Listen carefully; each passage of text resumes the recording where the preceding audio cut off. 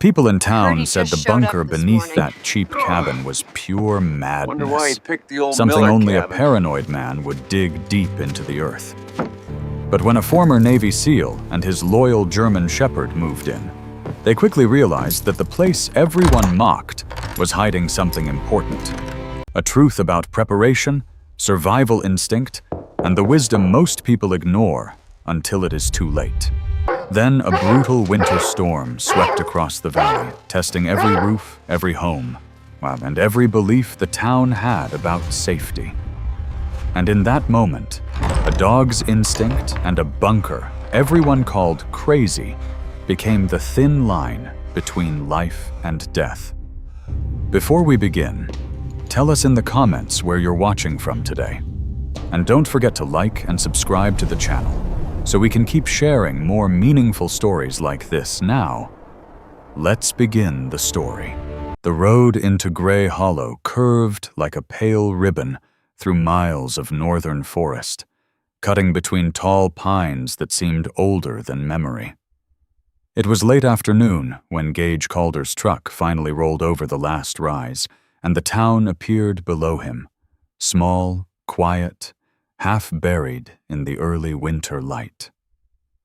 The sky above the valley was a cold, brilliant blue, the kind of blue that only existed in the northern states when winter had not yet fully taken hold.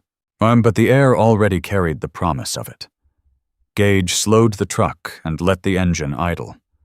Beside him, a German shepherd lifted his head. The dog's name was Kestrel. He was 6 years old, with the long sable coat typical of working German shepherd's cream, gray and black layered together like frost settling over dark stone. His ears stood upright, alert, and his amber eyes reflected the pale sunlight pouring through the windshield. Unlike many dogs, Kestrel rarely barked. He preferred to watch. Right now, he was watching the town below. Gage rested one hand on the steering wheel and the other on the dog's harness. The harness was black, sturdy, built for control and endurance, with a thin strip of deep crimson along the seams, just enough color to catch the eye without shouting for attention. Kestrel leaned slightly into the touch. Gage exhaled slowly. 8 months. 8 months since he had left the Navy. 8 months since the last mission. But the memories of it still came without warning. The heat of gunfire in desert darkness, the radio chatter, the moment when something went wrong that could never be undone. One man lost. A friend, a brother. Gage had not been wounded. Not in the way that left scars doctors could point to, but something in him had shifted that night. The Navy had offered him a different assignment training, planning, desk-side leadership. Good work, important work, but he had known the truth. He didn't belong behind a desk, and he didn't belong in war anymore either. So he had left. The truck crept down the hill toward town. Gray Hollow was the kind of place that survived quietly. A few dozen houses scattered around a frozen lake, a general store, a sheriff's office, a diner that probably closed before 8. It was the sort of town where everyone noticed when someone new arrived, which meant people would notice Gage. That was fine. He wasn't here to disappear. He was here to breathe. But the truck passed a wooden sign carved with the town's name. Snow had gathered along its edges, outlining the letters. Gray Hollow. Established 1894. Kestrel shifted again, nose lifting.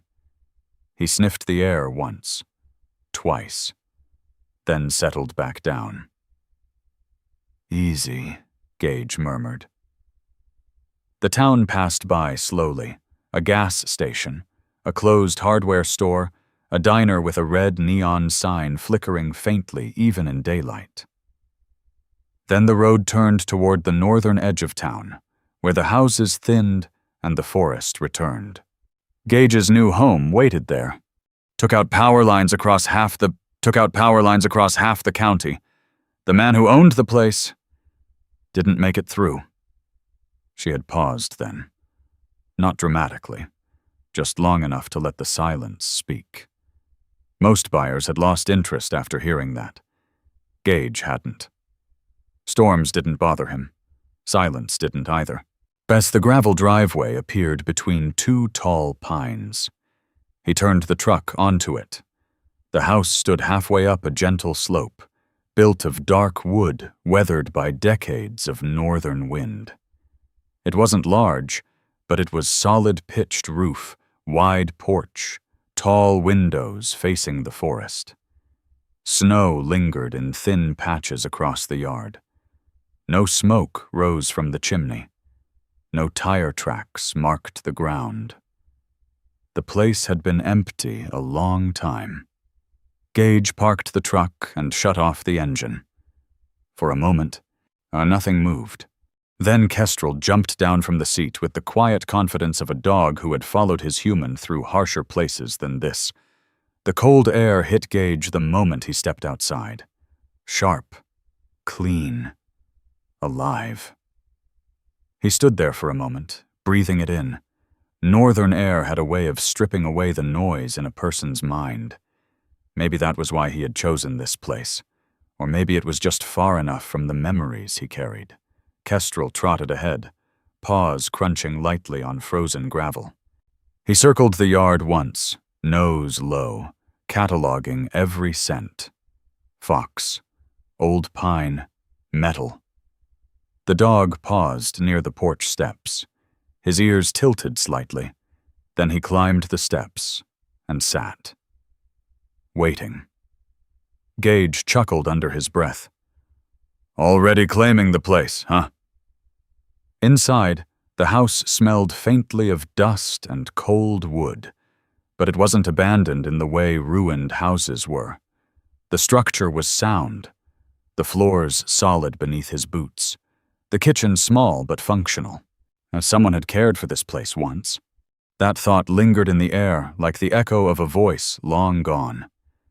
Gage walked through each room methodically. Old habits, check corners, check windows, check exits. Kestrel followed close behind, tail level, eyes scanning with the quiet seriousness of a working dog. The house had a single staircase leading down, to the basement. The door creaked open when Gage pushed it. The air below smelled different, cooler, drier, not unpleasant, just older. Bertos, the basement itself was simple stone foundation walls, wooden support beams, shelves that once held jars or tools. Nothing unusual, at first. Kestrel wandered across the floor, sniffing along the edges. Then he stopped, completely. The dog's ears rose, his head tilted slightly toward the far wall. Gage watched him. Something? Kestrel took a step closer to the wall, then another. His nose brushed the wood paneling. He inhaled slowly, then scratched once, a single, quiet sound. Not frantic, not aggressive, just a signal. Gage approached. The panel looked normal enough aged wood, nailed into place years ago, but when he placed his hand against it, he felt something strange. A faint breath of air. Cold. Moving through the wall. That shouldn't have been possible. Basement walls didn't breathe. He crouched down, examining the panel more carefully. There were small gaps between the boards, barely noticeable unless you were looking for them. And behind those gaps? Darkness.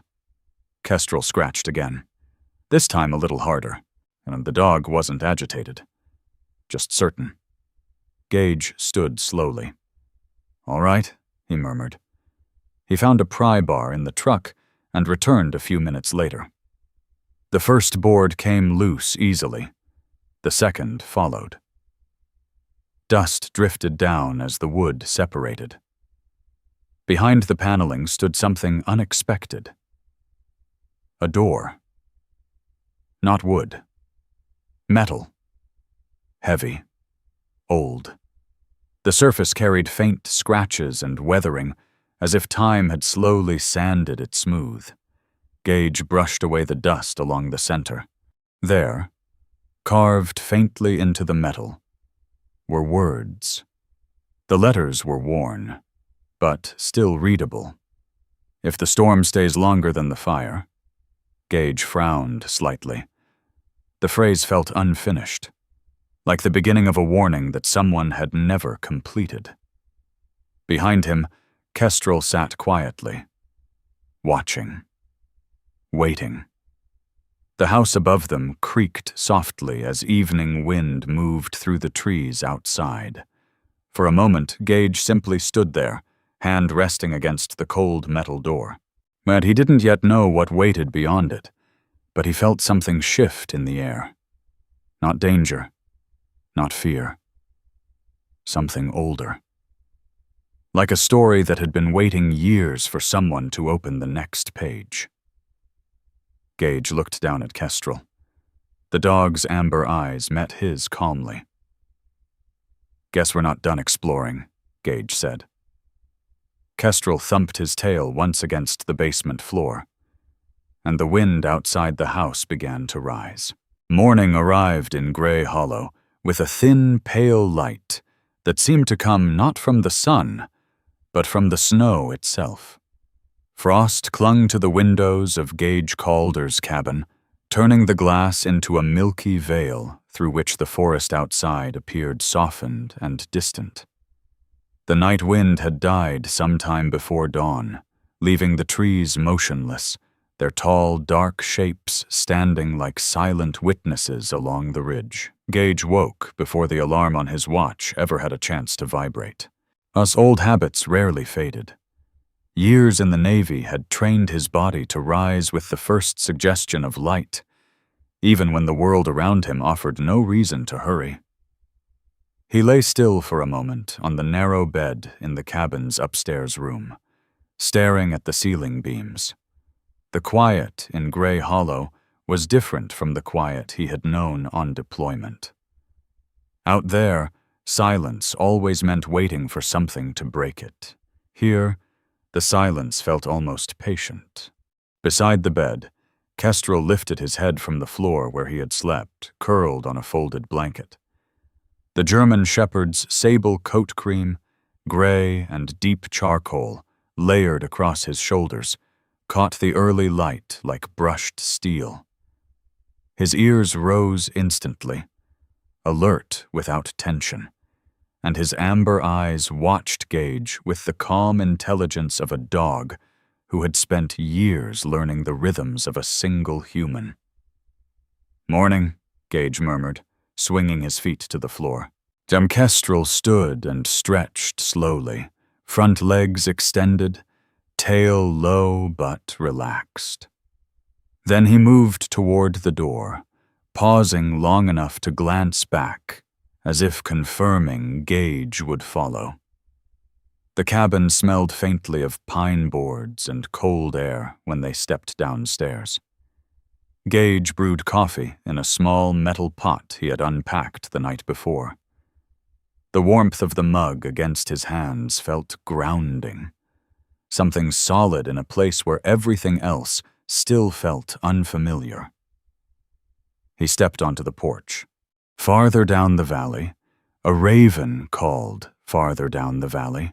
A raven called once, its voice echoing across the frozen air like a rough note in an otherwise quiet song.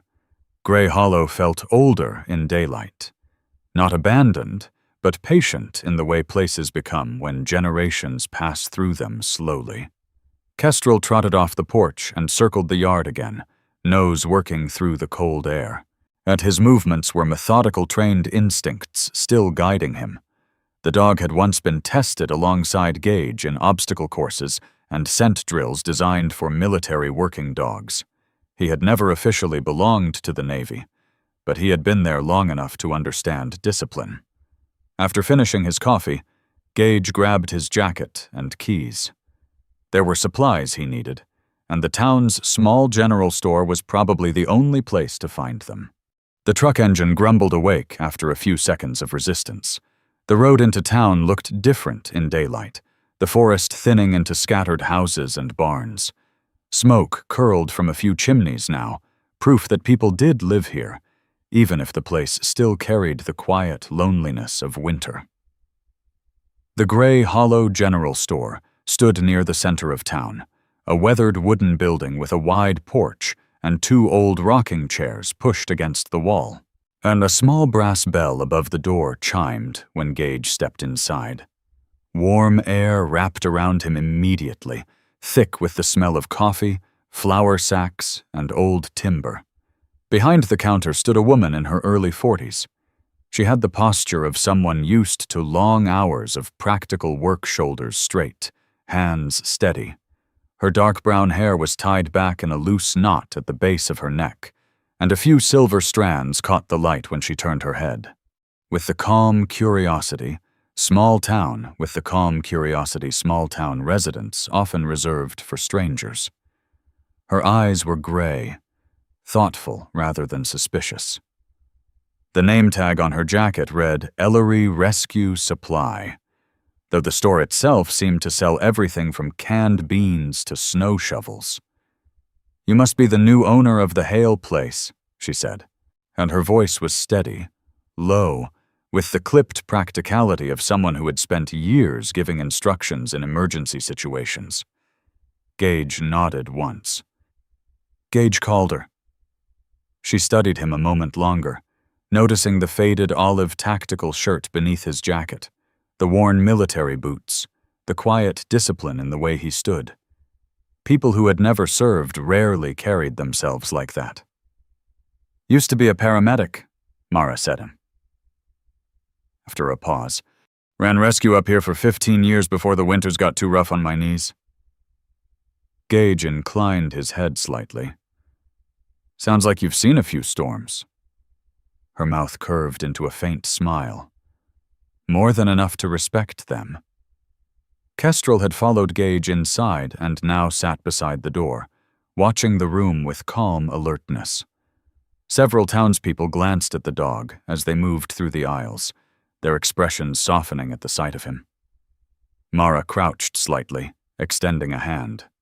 Kestrel sniffed her fingers once, then accepted the gesture with a polite wag of his tail. "Well trained," she said.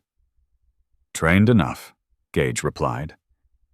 He gathered supplies, flashlights, spare batteries, a coil of rope, several boxes of matches, and a small carbon monoxide detector. Mara noticed that item in particular. "Planning ahead," she said quietly. Gage met her eyes. "Basement of the house has some modifications." Her brows lifted slightly, recognition flickering there. "Jonas Hale's storm room." The name hung in the air. "You knew him?" Gage asked. "Not well." Mara stood again. "But everyone knew about the room eventually." "Eventually?" "People here thought he was preparing for the end of the world, or for a winter that never stopped." She rang up the supplies and leaned against the counter, as if deciding whether to say more. "He kept warning folks," she continued. "Said houses weren't enough when the storm stayed longer than expected. Said people should build shelters in the ground. And they didn't." "No." Mara shook her head. "Most people believed their roofs would hold." Her voice carried no bitterness. Only memory. As Gage stepped outside again, the cold air felt sharper than before. Kestrel trotted ahead, nose lifting toward the wind. And then the dog stopped. Completely. His ears rose, and his head tilted toward the distant ridge behind the cabin road. Gage followed the direction of the dog's gaze. There was nothing visible there, only forest and snow. But Kestrel remained frozen for several seconds, eyes fixed on something far beyond human hearing. Then, just as suddenly, he relaxed and continued walking. Gage said nothing, but a quiet thought settled in the back of his mind. Dogs sometimes noticed things before people did. Back at the cabin, the afternoon light slanted through the trees.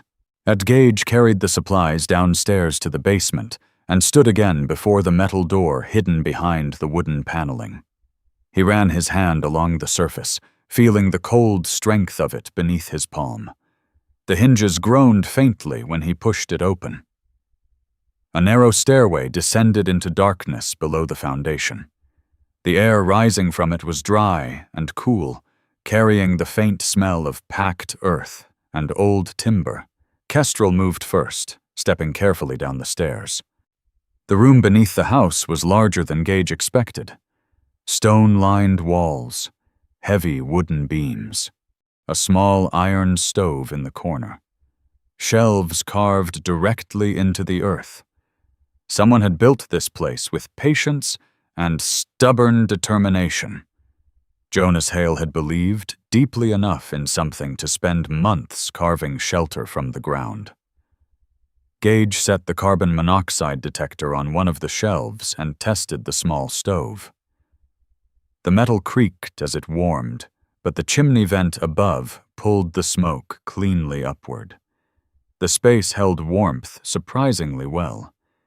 He leaned against the wall, was studying the room in thoughtful silence. It wasn't fear that had driven Hale to build this. It was preparation, and preparation rarely came from imagination alone. Kestrel wandered along the far wall, nose close to the earth. He sniffed slowly, following a scent trail long faded with time. Then the dog stopped again. His head lifted toward the ceiling vent. For several seconds he simply stared upward, ears angled forward, not tense, not alarmed, just listening. A faint whisper of wind passed through the vent above, carrying with it the smell of distant snow. Kestrel's tail gave a single slow wag before he lay down beside the stove. Gage watched him for a moment. Then he looked around the underground room again, this time with a new understanding settling quietly in his mind. Jonas Hale had not built this place to hide from the world. He had built it because he believed one day the world outside might not be enough. Gage turned down the stove's flame and climbed the stairs back toward the cabin above. Evening light stretched long shadows across the snow outside. And somewhere beyond the forest ridge, the wind was beginning to gather again. Stretched overhead in a hard, flawless blue that looked almost painted, and the sunlight that filtered through the pine forest seemed bright but distant, as if winter had polished the air itself. Gage Calder stepped onto the porch of the cabin with a mug of coffee warming his hands, and for a moment he simply stood there, watching the valley below wake slowly beneath the thin layer of frost that had settled overnight. The silence was deeper today, not empty, but expectant, and he felt it in the back of his mind like a pause before a sentence that had not yet been spoken. Kestrel padded out beside him, his claws making soft clicks against the wooden boards. The German shepherd paused near the edge of the porch, ears pricked forward as he scanned the tree line. His sable coat caught the sunlight in streaks of gray and cream, and the red-trimmed harness around his chest shifted slightly as he inhaled the morning air. Dogs noticed patterns humans overlooked, and Gage had learned long ago to trust that instinct more than his own first impressions. Still, Kestrel seemed calm, not tense, just attentive. After a few moments, he settled beside the porch steps and watched the forest the way a soldier might watch a quiet road, patient and alert. Gage sipped his coffee slowly, thinking about the underground room he had inspected the day before. The memory of the space lingered in his thoughts. The solid beams, the carefully placed stove, the shelves carved with deliberate precision. Jonas Hale had not built that shelter in panic.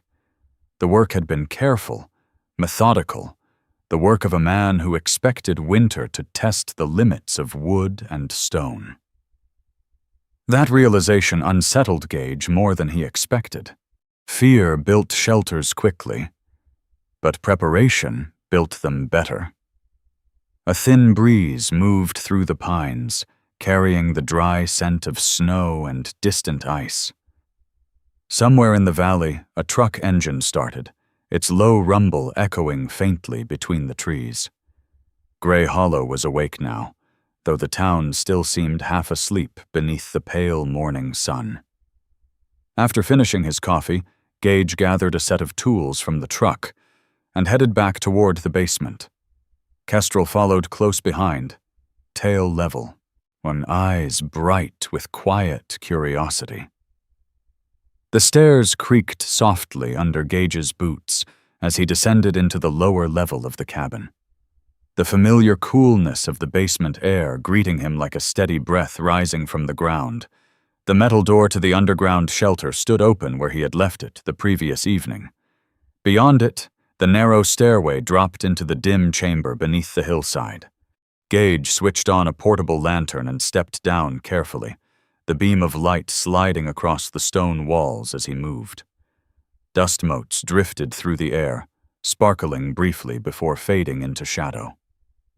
Kestrel walked ahead this time, nose close to the ground as he traced slow circles along the edges of the room. The dog moved with deliberate patience, as if mapping every scent layered into the earth and timber around him. Occasionally he paused, inhaling deeply before continuing. Gage set the lantern on one of the shelves and began examining the structure more closely. The beams supporting the ceiling were thick, old timber that had darkened with age. The stonework along the walls was uneven but solid, and the iron stove sat exactly where someone who understood airflow would have placed it. Hale had known what he was doing. Gage ran his hand along one of the shelves and felt a shallow groove cut into the wood. At first he assumed it was just wear from use, but when he leaned closer he realized it was something else entirely. A small symbol. Not a word, not quite a mark of ownership, but something deliberate. Two simple lines crossing at a sharp angle, almost like a crude compass pointing north.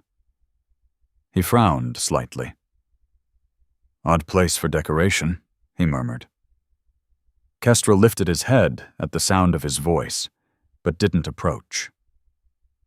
Instead, the dog continued exploring along the far wall, where the packed earth met the foundation stones.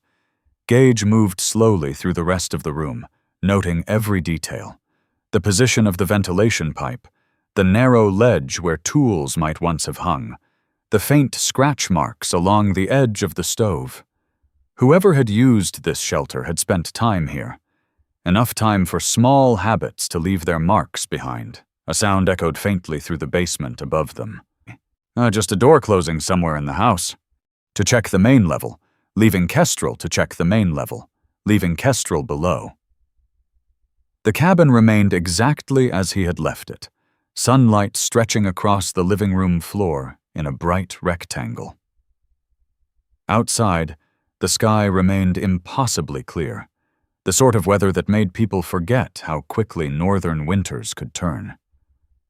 When Gage returned to the shelter, Kestrel was standing perfectly still near the back corner of the room. Not tense, just focused.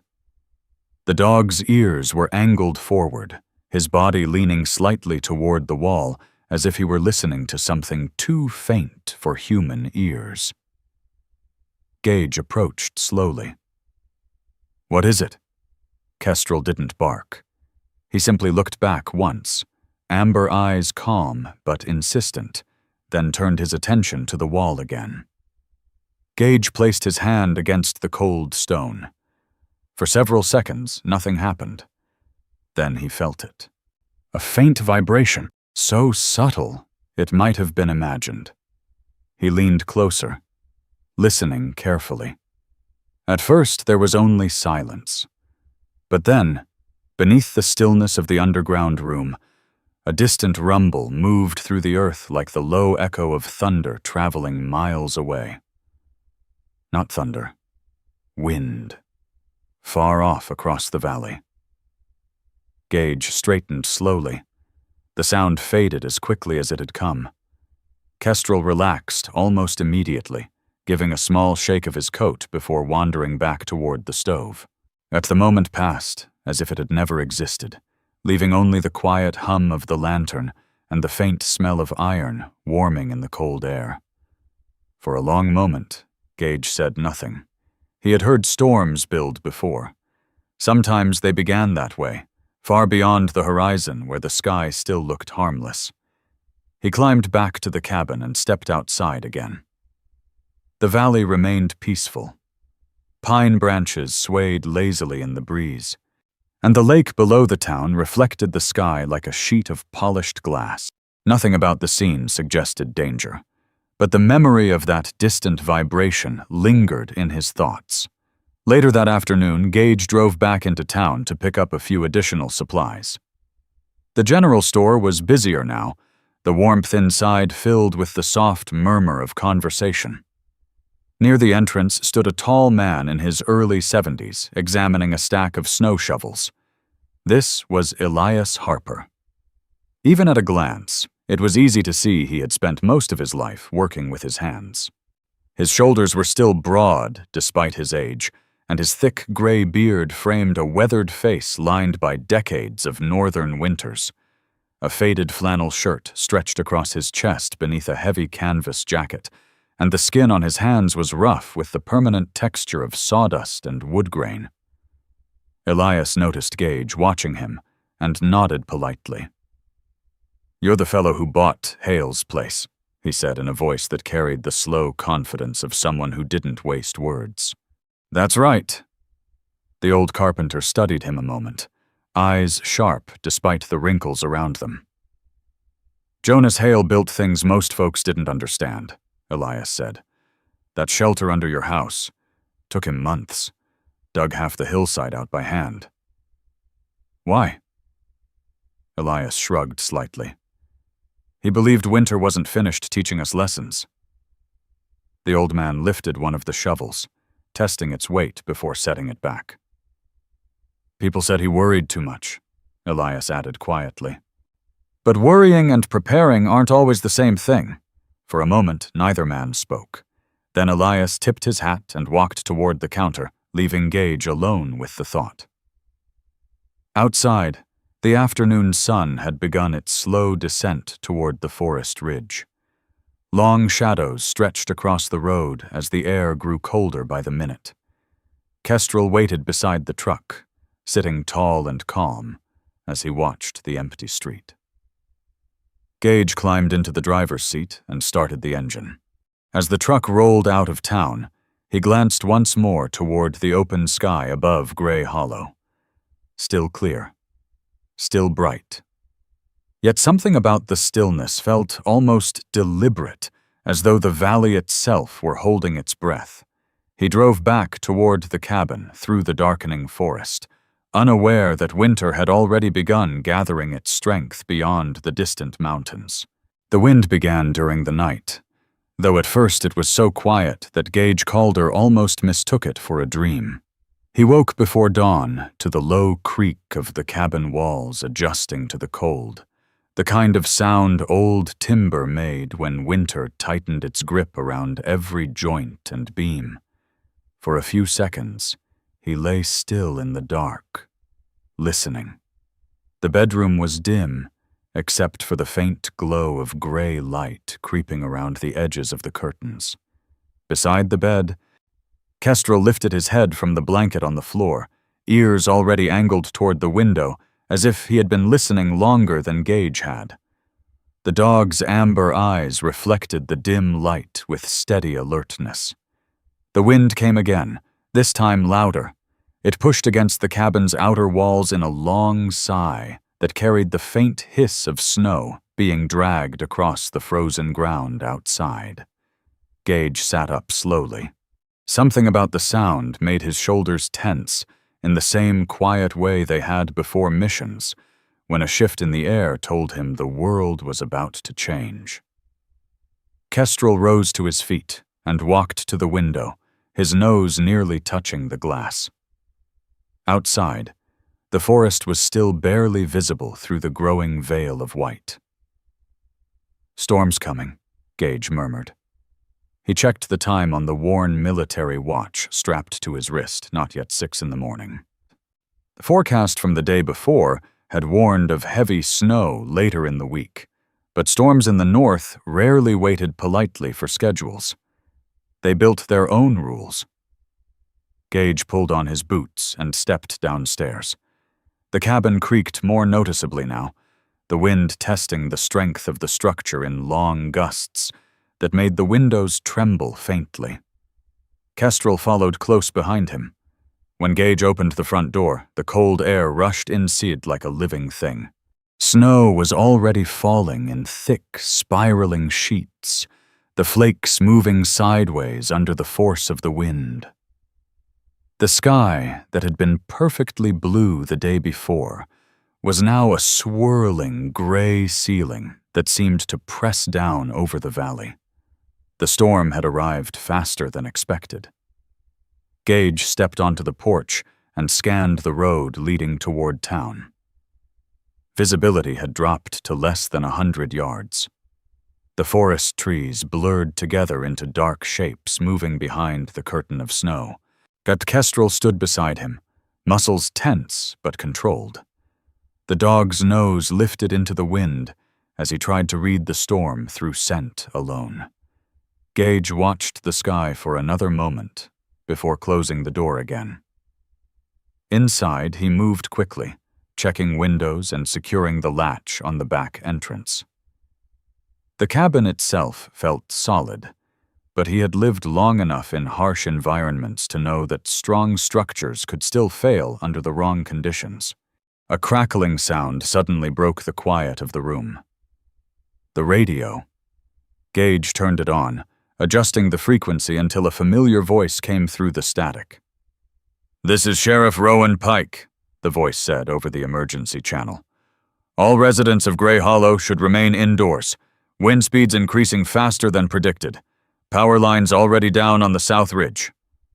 Rowan Pike was a man in his mid-40s, tall and broad-shouldered, with the square jaw and steady voice of someone who had spent years balancing responsibility with restraint. His dark hair was usually hidden under a sheriff's cap, and the lines around his eyes came from squinting into long northern winters rather than age alone. Pike was not a dramatic man, the kind of law officer who spoke calmly even when the situation was turning dangerous. "If you have alternate shelter below ground," Pike continued through the radio, "prepare it now.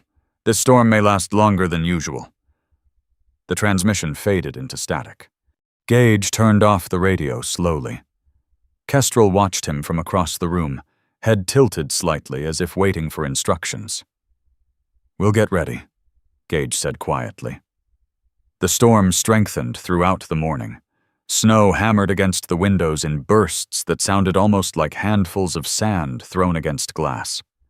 By midday, the wind had become a constant roar moving through the trees, bending the tall pines until their branches scraped against each other with a harsh, hollow sound. But Gage spent the next hour gathering supplies: blankets, water jugs, canned food, spare batteries. Each item went into a duffel bag placed beside the basement stairs. The preparation felt strangely familiar, like assembling equipment before an operation. The difference was that this time, the enemy was the weather. Kestrel moved from room to room behind him, always alert but never frantic. Occasionally the dog paused near the front door, listening to something outside that Gage could not hear. By early afternoon, the power flickered. Once. Twice. Then the lights went out completely.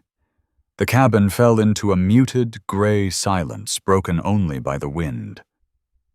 Gage switched on a lantern and set it on the kitchen table.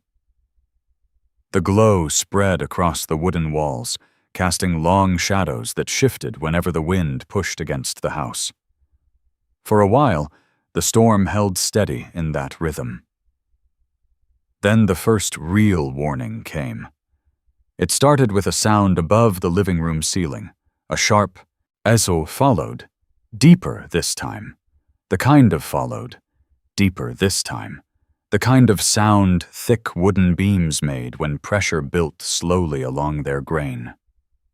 Snow was piling on the roof faster than the structure could shed it. Gage moved toward the center of the room, studying the ceiling. Kestrel suddenly trotted ahead of him, stopping near the wall where a large wooden beam crossed overhead. The dog stared upward, ears rigid, and then the beam shifted. Just slightly, but enough. Gage stepped back instinctively. A second later, a section of plaster broke loose and dropped to the floor with a heavy thud, scattering white dust across the boards. The roof hadn't collapsed. Not yet. But the warning was clear. Gage grabbed the duffel bag and headed toward the basement stairs. "Time to move," he said.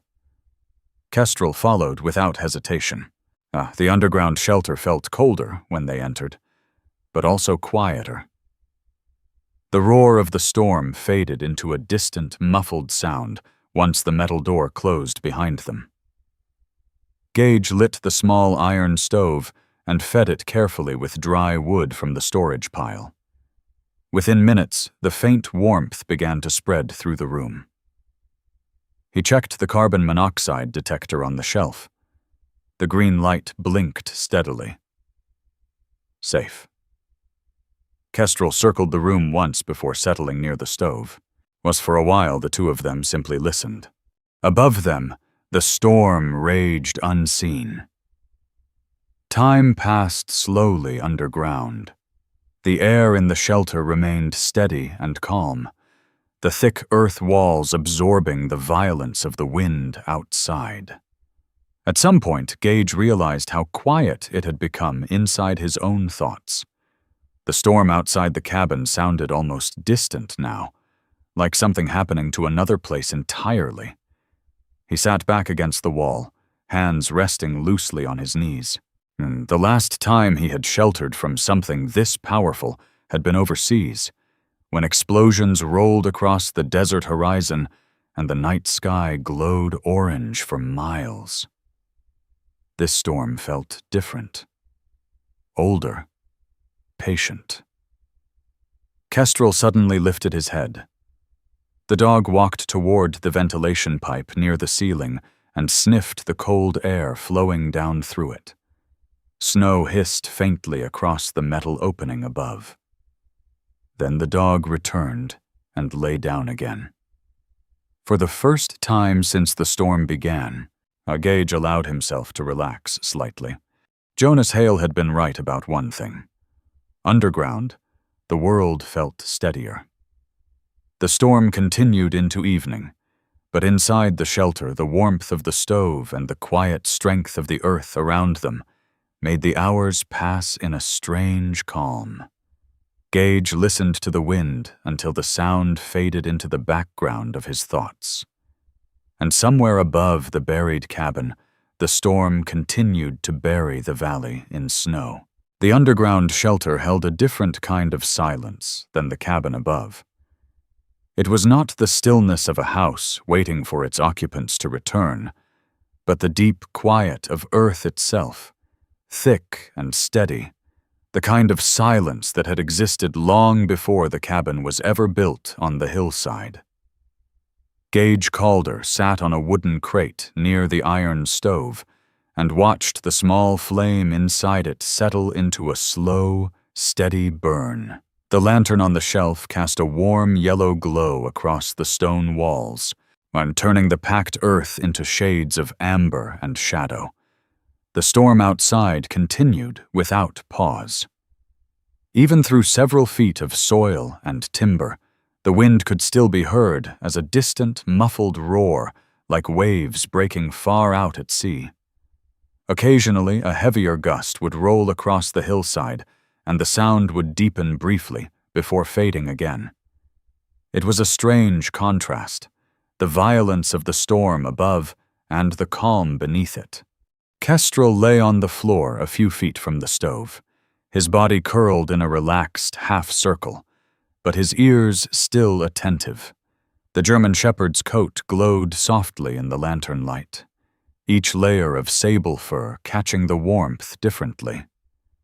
Every few minutes he lifted his head, listening, then lowered it again, once satisfied that nothing immediate demanded attention. Gage leaned back against the stone wall and stretched his legs in front of him. The warmth from the stove slowly worked its way through the room, chasing the cold from the air. He checked the carbon monoxide detector again, still blinking green, steady, and reliable. A habit from years of training made him check it repeatedly, even when he knew the answer would not change. Time moved differently underground. Without the windows of the cabin above, the passage of hours depended entirely on the watch strapped to his wrist and the slow rhythm of the stove's fire. Gage poured a little water from one of the jugs into a metal cup and took a careful sip. The water tasted faintly of iron from the container, but it was clean. He found himself studying the room again. The shelves were neatly spaced, each one carved into the packed earth with surprising precision. Whoever had built this place had not rushed the work. Every corner carried the quiet patience of someone who understood that survival depended on details. Jonas Hale had not been careless, but that thought returned again and again to Gage's mind. He stood and walked slowly along the wall, running his fingers across the rough wood of the shelves. The grain felt smooth in places where hands had touched it often, rougher where tools had once rested for long periods. The iron stove itself showed signs of regular use, small scratches around the door, faint soot marks along the base where ash had been cleaned out repeatedly. This room had been lived in, not just built and abandoned. Kestrel lifted his head again as Gage moved, watching him with quiet interest. The dog rose and padded across the floor, sniffing along the shelves as if confirming what Gage had already begun to suspect, that the shelter had once held more life than the empty room suggested now. Gage crouched near one of the lower shelves and brushed away a thin layer of dust. Beneath it, faint markings appeared in the wood. Not the compass-like symbol he had noticed earlier in another part of the room, but something simpler, small vertical lines. He counted them quietly. 1, 2, 3, 4, 5. A pause, then another set. 5 again. They continued across the wood in uneven groups, carved carefully but without decoration. Not decoration.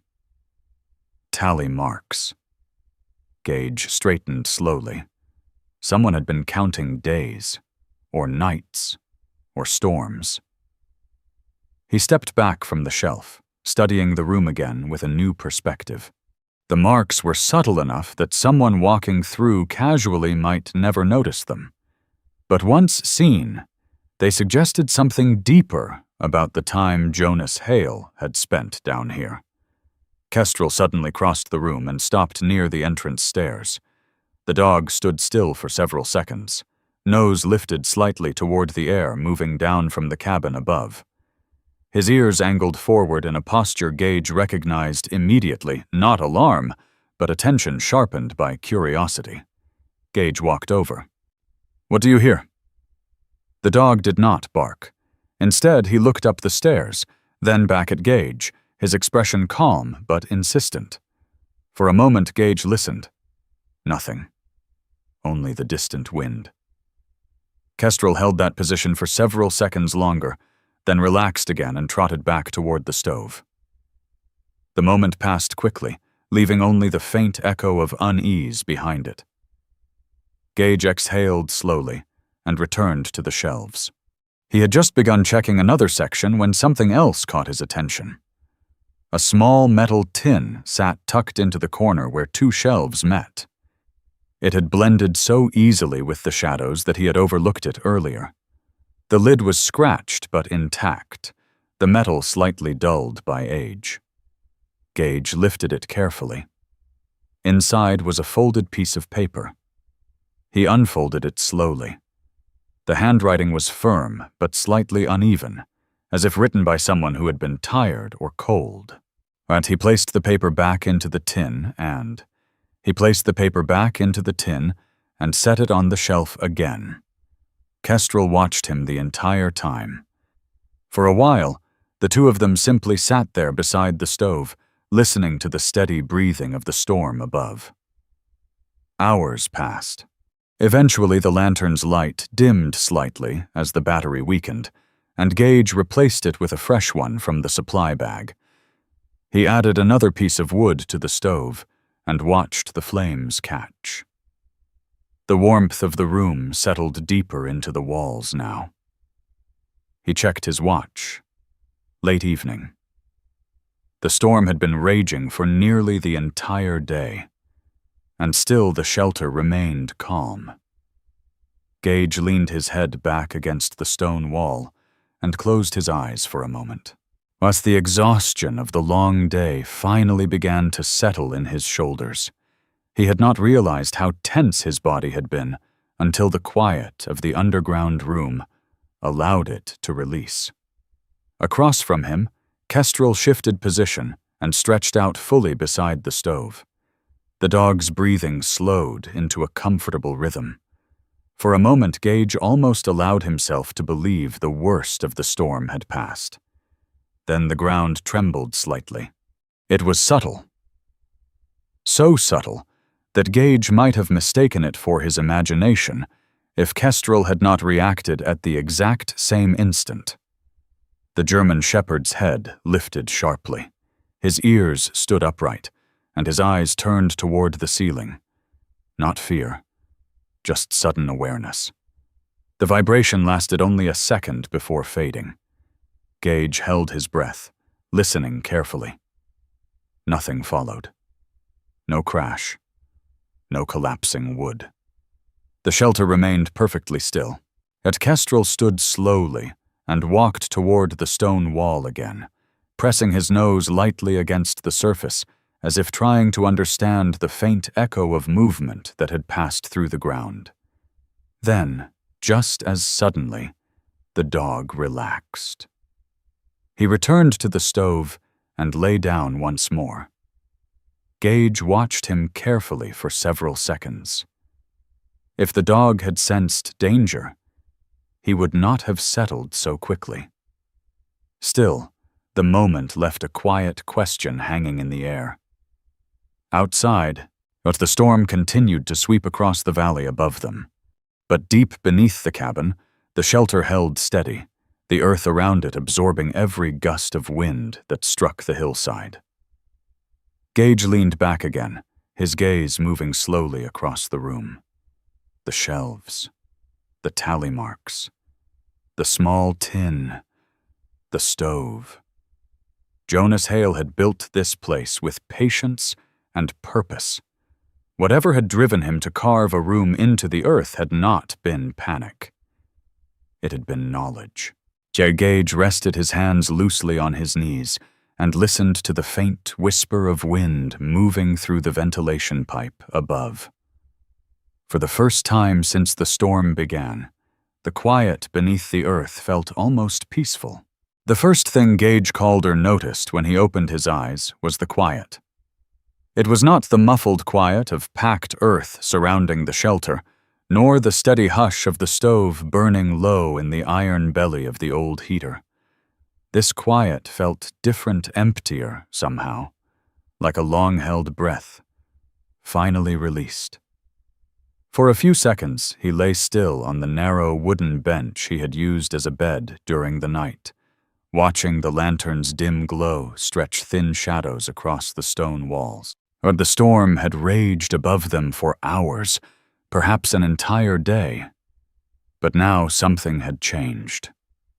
Kestrel noticed it too.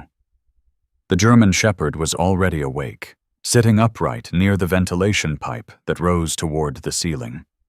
His sable coat caught the lantern light in soft shades of gray and black, and his amber eyes were focused upward with calm intensity.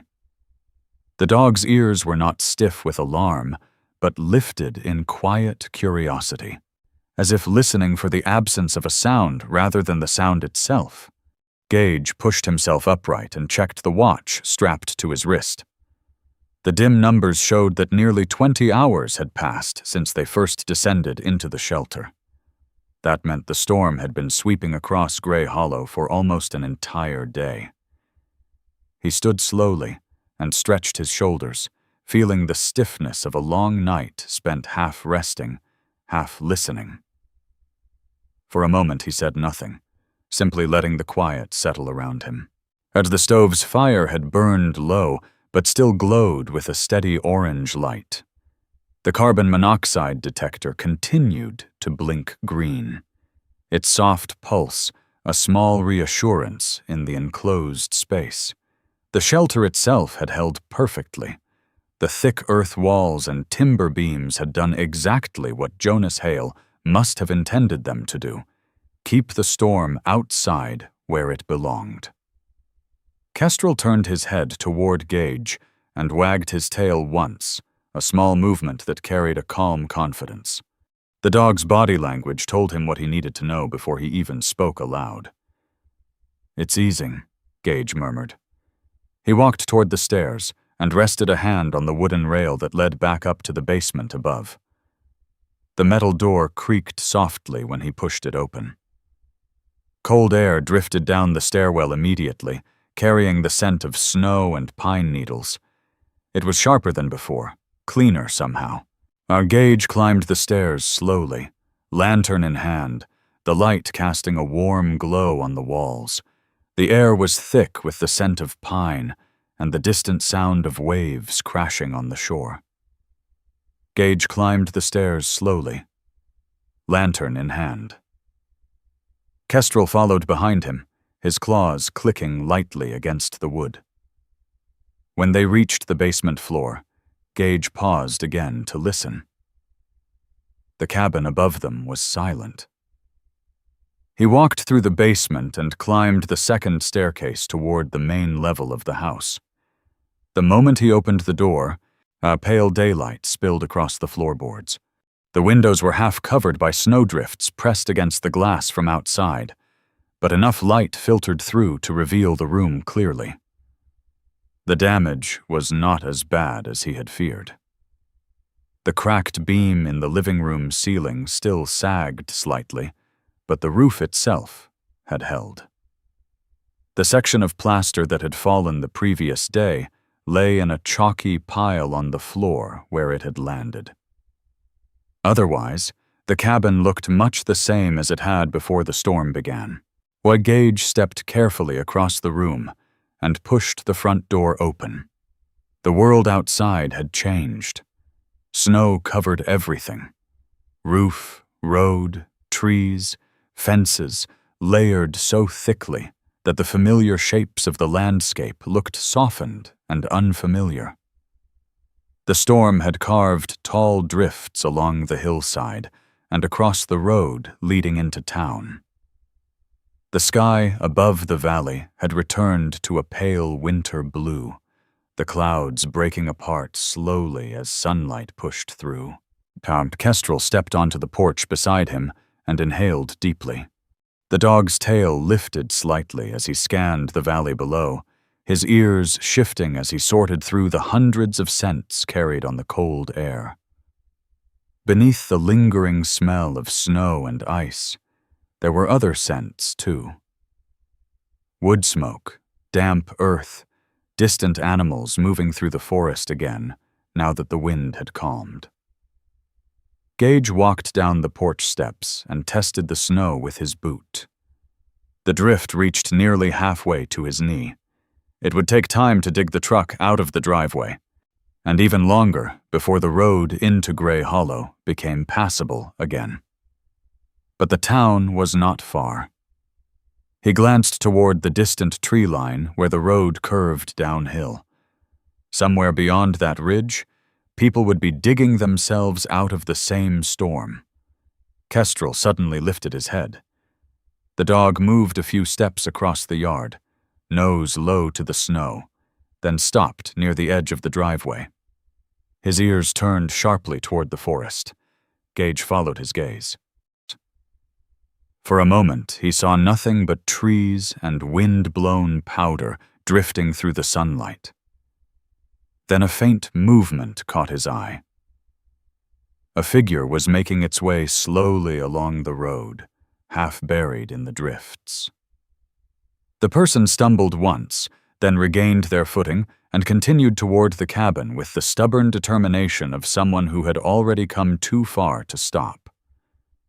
As the figure drew closer, Gage could see that it was a man in his early 50s, tall but slightly stooped from years of physical work. His beard was thick and dark with streaks of gray, and frost clung to the edges of it like tiny crystals. The heavy winter coat he wore was dusted white with snow, and one sleeve had torn slightly near the elbow, where the fabric had caught on something sharp. This was Martin Cole, a mechanic from the small garage on the edge of Gray Hollow. Martin had the look of a man who had spent most of his life around engines and tools rather than desks. His hands were broad and rough, the skin permanently darkened by oil and cold weather. The deep lines around his eyes came from years of squinting under harsh workshop lights and winter winds alike. When he finally reached the edge of the yard, he paused and leaned on his knees to catch his breath. "Storm. Hit harder than anyone thought," Martin said between breaths. His voice was hoarse but steady. "Road's a mess down by the bend. Sheriff Pike's asking folks to check on neighbors if they can." Gage nodded slowly. Martin looked toward the cabin, noticing the open door and the faint warmth of smoke rising from the chimney. Then his eyes shifted to the ground around the porch. "You made it through all right?" "We had shelter," Gage replied simply. Martin studied him for a moment, then glanced at the hillside behind the cabin where the entrance to the underground room lay hidden beneath the structure. Something in his expression suggested he understood more than he said aloud.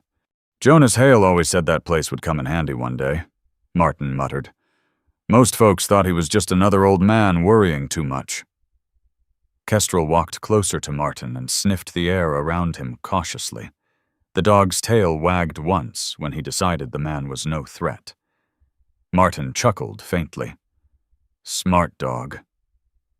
For a moment, all three of them stood there in the bright silence of the snow-covered yard.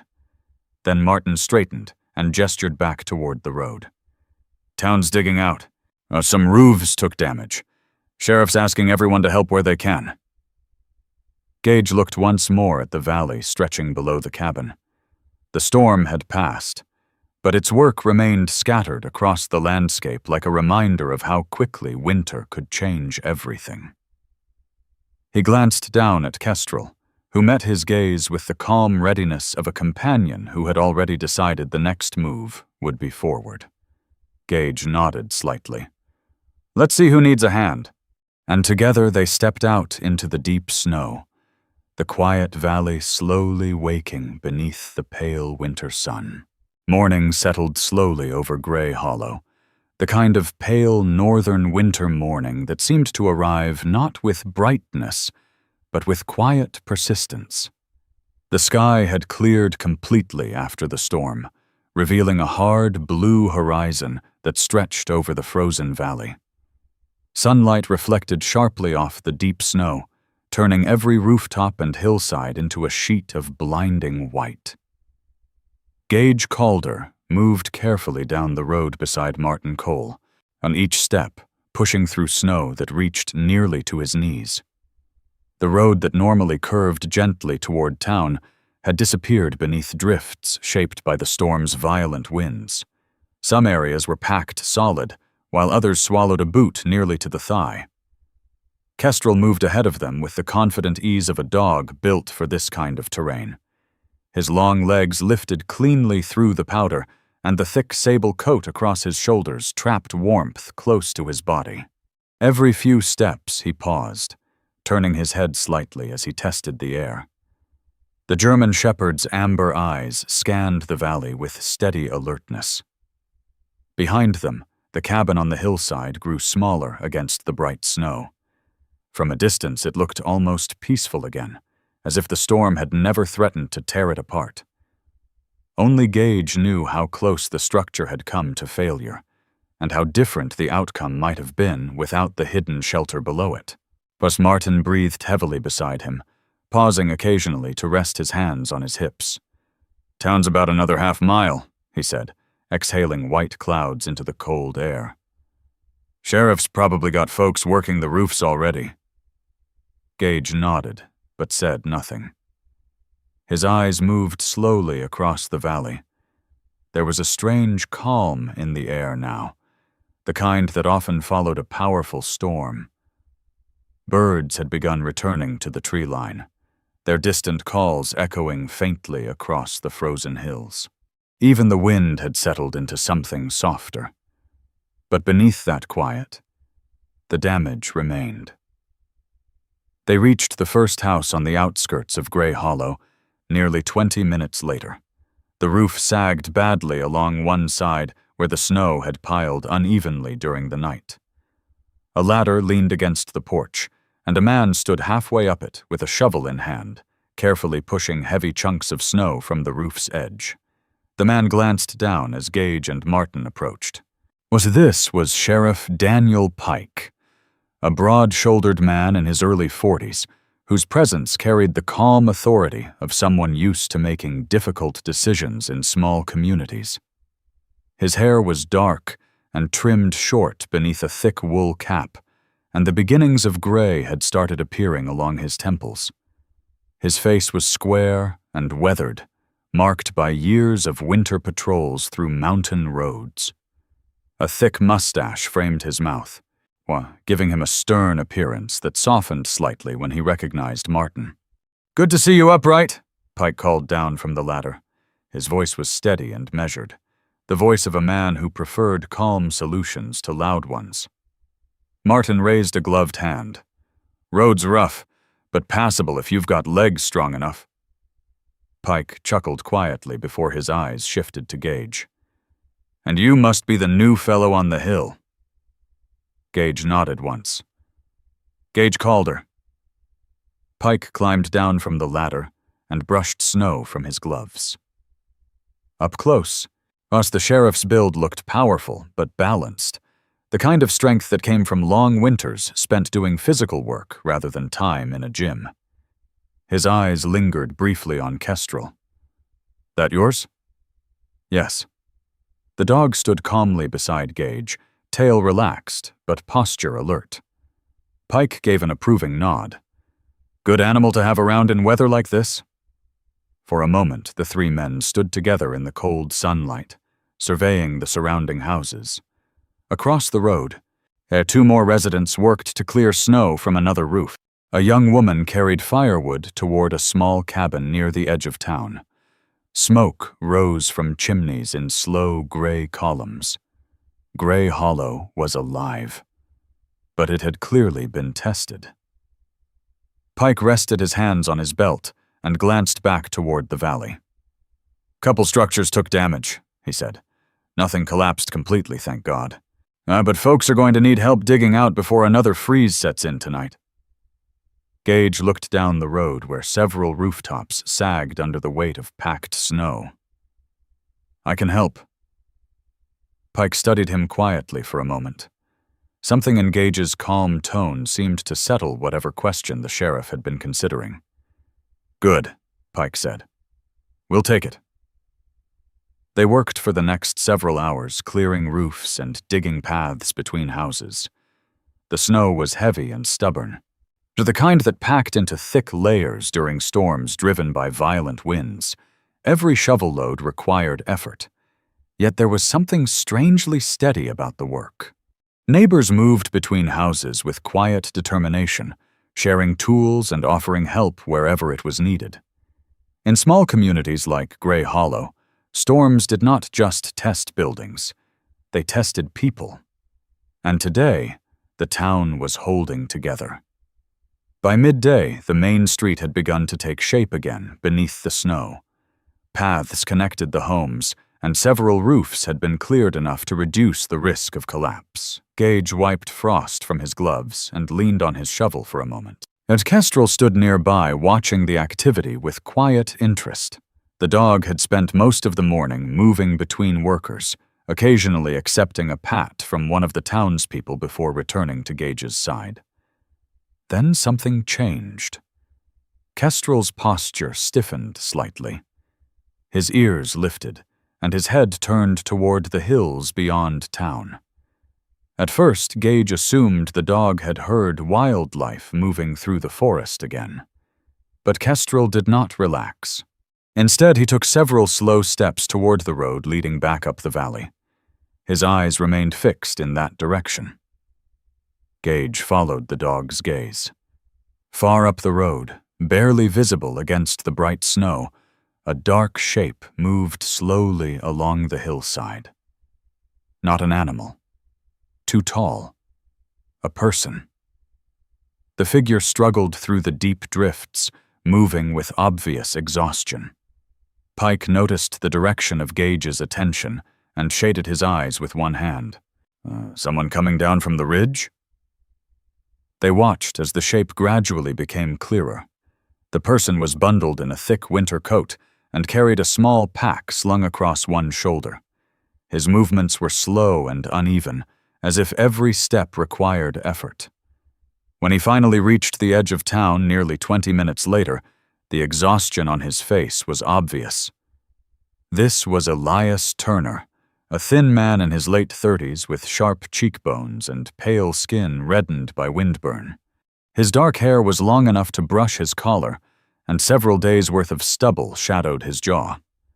His clothing was practical, but worn layers of wool and canvas that suggested a life spent traveling between towns rather than settling in one place. He stopped near the group of workers and removed his hat, breathing hard. "Road north's buried," Elias said between breaths. "Storm closed the pass completely." Pike nodded slowly. "Anyone stranded up there?" Elias hesitated. "Not that I saw." His eyes drifted briefly toward the hills beyond town. "But the drifts are deep. Anyone caught out in that storm would have needed shelter."